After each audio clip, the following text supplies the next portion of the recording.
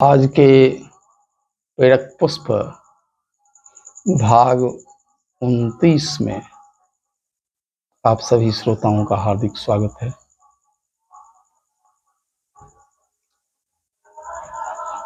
धर्म सम्राट स्वामी श्री करपात्री जी महाराज राजावली के विषय में कहा करते थे कि राजावली पूर्व जन्म में एक जुआरी था। जुआ खेलकर वह धनों का संग्रह करता था और जो भी धन संग्रह करता था उस धन का उपयोग एक वैश्या को प्रसन्न करने में खर्च करता था। वैश्या के श्रृंगार में, वैश्या के भोजन में, बस वैश्या ही जैसे जीवन का लक्ष्य बन गया था उस जुआरी का। एक बार उस जुआरी को जुए में कुछ पैसे मिले। जुआरी पैसा लेकर एक मालाकार के यहाँ पहुंचा। उसने एक बहुत सुंदर माला खरीदी। उसकी इच्छा थी कि आज यह सुंदर माला मैं अपने प्रियतमा को पहनाऊंगा। इसी लालसा के साथ कामांध वह जुआरी बड़ी तेजी के साथ अपने प्रियतमा की घर की ओर भागा। कामांध था, दिख नहीं रहा था। रास्ते में एक पाखान से टकरा गया, पत्थर से टकरा कर गिरा और मूर्छित हो गया। जब मूर्छा टूटी तो उसको लगने लगा कि अब मैं मर जाऊंगा, अब मेरा जीना मुश्किल है। मेरी यह माला मेरे प्रियतमा तक नहीं पहुंच पाई, अब यह माला बेकार चली जाएगी। अब इस माला का क्या उपयोग होगा? ऐसा विचार कर उस जुआरी ने किसी साधु से सुनी ही बात पर अमल किया। उसने सुना था किसी संत से कि यदि कोई वस्तु शिवार्पण कर दी जाए तो शिवार्पण करने वाले का मंगल होता है। मेरा तो मरने का समय, अगर मैं शिव जी को अर्पण कर देता हूं और यदि मंगल होता होगा तो मेरा मंगल हो जाएगा, और यदि नहीं होता होगा तब भी तो माला बेकार जा रही। इसलिए माला को शिवार्पण मरते मरते उस जुआरी ने कर दिया।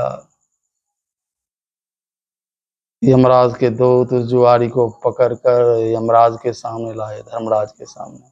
धर्मराज ने पूछा, चित्रगुप्त बताओ इसका बही खाता क्या है? चित्रगुप्त ने कहा कि महाराज यह जुग जुगांतर कल्प कल्पांतर का पापी है, महापापी है। उसके कोई पुण्य नहीं है, पाप ही पाप दिख रहा है। धर्मराज ने कहा जरा पुण्य को भी देखो। चित्रगुप्त ने कहा पुण्य कहीं दिखाई नहीं देता। धर्मराज ने फिर से कहा कि नहीं, देखो पुण्य को। चित्रगुप्त ने जब ध्यान से देखा तो देखा कि इसने मरने के समय जुए से प्राप्त धन से अपनी प्रियतमा के लिए जो माला खरीदा था, और वह माला नाजायज तरीके से खरीदा हुआ, वह माला नाजायज उपाय से जिस माला को उसने खरीदा था वह माला इसने शिवार्पण कर दिया, शिव जी को अर्पण कर दिया। यही बस इसका पुण्य है। धर्मराज ने कहा कि जुआरी, अब तुम्हारे सामने दो विकल्प हैं। एक है कि तुम पहले अपने सारे पापों का फल भोग लो। दूसरा विकल्प है कि तुम पहले पुण्य का फल भोग लो। किसका फल पहले भोगोगे? जुआरी ने कहा कि महाराज मैंने चित्रगुप्त से सुना है कि जुग जुगांतर कल्प कल्पांतर का मैं पापी हूँ और अनंत समय तक मैं नरकों में ही पड़ा रह जाऊंगा। मुझे मौका मिलेगा कि नहीं मिलेगा पुण्य फल भोगने का? मैं चाहता हूं कि पहले मैं पुण्य का फल ही भोग लूं। धर्मराज ने कहा ठीक है, पहले पुण्य का फल ही तुम भोग लो। बोले शिवार्पण किए गए माला के पुण्य का फल क्या होगा? 2 घड़ी के लिए तुमको इंद्रासन सौंप दिया जाता है, 2 घड़ी के लिए तुम इंद्र हो गए, तुमको इंद्र बना दिया जाता है। शिवार्पण की इतनी महत्ता, वो भी ऐसा माला जो वैश्या के लिए था, वो शिव जी को अर्पण कर दिया। और इस अर्पण करने का फल इंद्रलोक की प्राप्ति, इंद्रासन की प्राप्ति। इंद्र बन गया 2 घड़ी के लिए। अब इंद्र जी के आसन पर जाकर जुआरी बैठ गया, इधर उधर देखने लगा तो अप्सराएं नृत्य कर रही हैं, गंधर्व गान कर रहे हैं, सेवक हाथ जोड़े खड़े हैं। उस जुआरी की प्रसन्नता का ठिकाना नहीं। नारद जी भी उन गंधर्वों में से थे। नारद जी को हंसी लगी। नारद जी को हंसी लगी तो इंद्र क्रोधित हो गया। उसने कहा कि इतनी बेअदबी से तुम मजाक उड़ाते हो, क्यों हंसते हो? नारद जी ने कहा नहीं नहीं, कुछ नहीं, कुछ नहीं महाराज।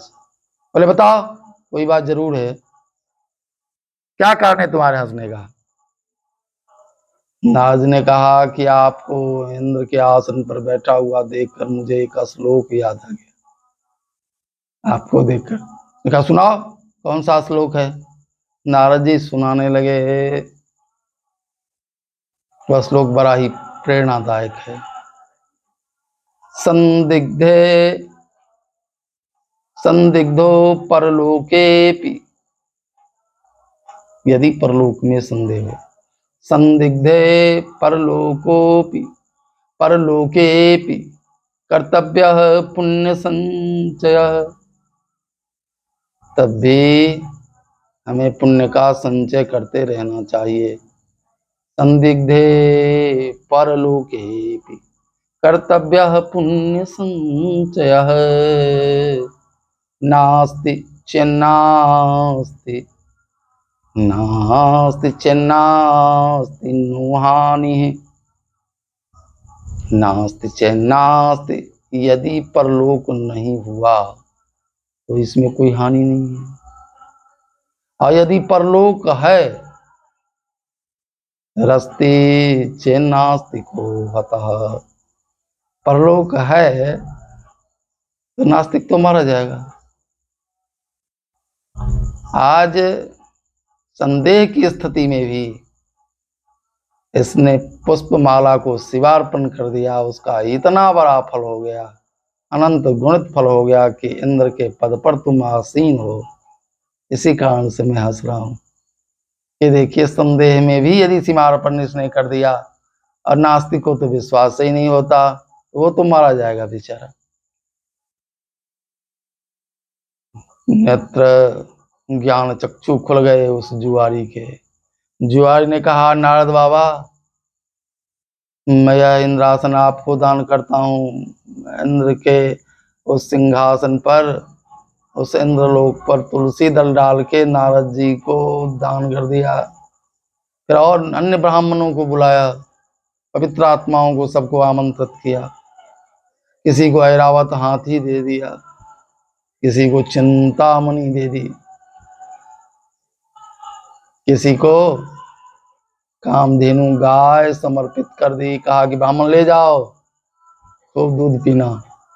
चिंतामणि दे दी, बोले कि जाओ सारे सुख साधनों को इकट्ठा करना। एक ब्राह्मण को हाथी देकर कहा कि जाओ हाथी की सवारी करो, इंद्र बनकर आनंद लो।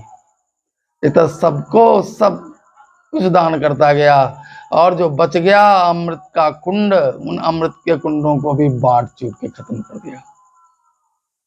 बांटते बांटते 2 घड़ी खत्म हो गई। इंद्र प्रकट हो गए। इंद्र ने कहा कि अरे मेरा ऐरावत कहाँ है?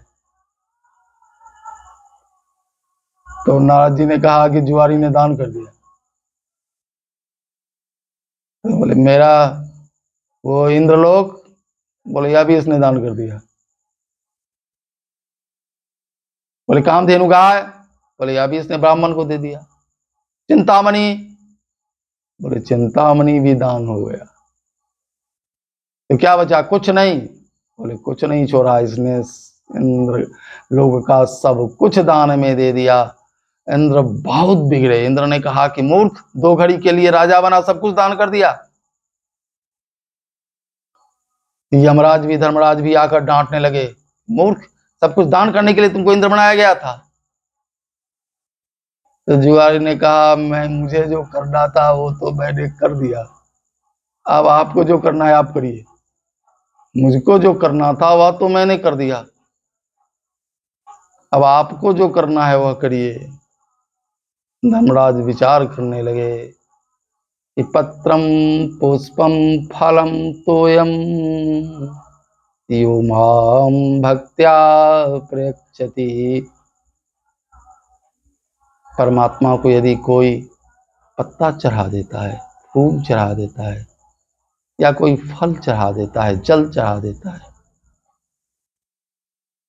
तो उसे भी परमात्मा भक्तुप हृदम स्नामी प्रयतात्मनः, उसे भी खा लेते हैं और उसका अनंत गुणित फल दे देते हैं।